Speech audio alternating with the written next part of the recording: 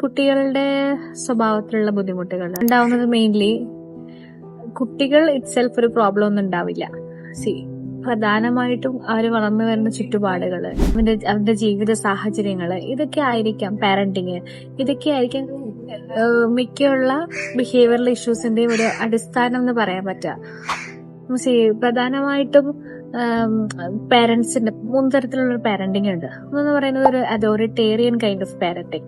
അതായത് നമ്മൾ പണ്ട് കാലത്ത് കാണുന്നൊക്കെ പോലെ ഞാനിത് പറയും നീ ഇതനുസരിക്കും എന്ന് പറയുന്ന ഒരു പാരന്റിങ്. ഞാനിപ്പോ ഒരു കർക്കശ സ്വഭാവം അല്ലെ കർക്കശമായുള്ള രീതിയിലുള്ള ചട്ടവട്ടങ്ങളും ചട്ടക്കൂടിൽ നിന്നിട്ടുള്ള കുറെ തരത്തിലുള്ള ട്രീറ്റ്മെന്റ്. അതായത് ഞാൻ 5 മണിക്ക് എണീക്കാൻ പറഞ്ഞാൽ 5 മണിക്ക് എണീറ്റില്ല, 5 ആയിപ്പോയി കഴിഞ്ഞാൽ കുട്ടികൾക്ക് ശിക്ഷ കൊടുക്കുന്ന രീതി.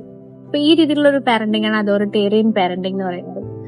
ഇത് അത്ര നല്ല രീതിയിലൊരു പാരന്റിങ് അല്ല. കുട്ടികളിൽ സ്വഭാവ വൈകല്യങ്ങളും കാര്യങ്ങളൊക്കെ ഉണ്ടാവാൻ സാധ്യതയുള്ള ഒരു തരത്തിലുള്ള പാരന്റിങ് ആണിത്.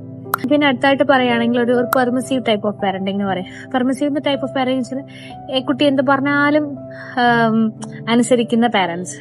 Parents become the parent of their children എന്ന് പറയില്ലേ, അതുപോലെ എന്ത് പറഞ്ഞാലും മേടിച്ചു കൊടുക്കുക, എന്ത് പറഞ്ഞാലും സാധിച്ചു കൊടുക്കുക എന്ന രീതിയിലുള്ള അത്തരത്തിലുള്ള ഒരു പാരന്റിങ്, അതാണ് പെർമിസീവ് പാരന്റിങ്.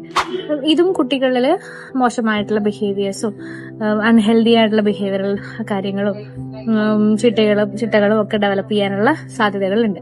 പിന്നെ ഒന്നെന്ന് പറഞ്ഞു കഴിഞ്ഞാൽ അതോറിറ്റേറ്റീവ് പാരന്റിങ്. അതാണ് നമ്മള് പാലിക്കേണ്ടതായിട്ടുള്ള അല്ലെങ്കിൽ ഫോളോ ചെയ്യേണ്ടതായിട്ടുള്ള ഒരു തരത്തിലുള്ള പാരന്റിങ്. ഒരേ സമയത്തിൽ തന്നെ കുട്ടികളുടെ കാര്യങ്ങൾ കേൾക്കുകയും വേണം, അതേ സമയത്ത് തന്നെ നമ്മൾ ലിമിറ്റ് സെറ്റ് ചെയ്യാൻ വേണം. ഇപ്പൊ ഫോർ എക്സാമ്പിൾ ഇപ്പൊ പുതിയൊരു വീട് പണിയുന്നു, അപ്പം അവന്റെ റൂം എങ്ങനെ വേണം എന്നുള്ളത് നമ്മൾ കുട്ടിയോട് ചോദിക്കാം. പക്ഷെ അതേ സമയത്ത് തന്നെ അവന്റെ എക്സ്പെക്ടേഷൻസ് എല്ലാം സാധിച്ചു കൊടുക്കാൻ നമുക്ക് പറ്റില്ല.